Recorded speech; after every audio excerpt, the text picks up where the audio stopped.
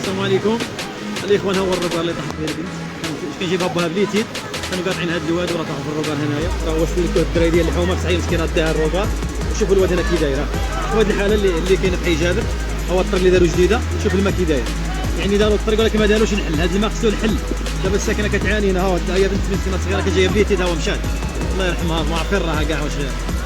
ودابا المشكله خص شي راه جاو، ها هو جات لومبيلونس وشي لواطه ما عرفتش شكون اللي فيهم، ولكن خص شي تراكس ولا هذا الماء باش ما يبقاش يمشي في الروكار، باش داك الماء ما يزيدش يدفع البنت تمشي. ما عارفين راه مسكينه.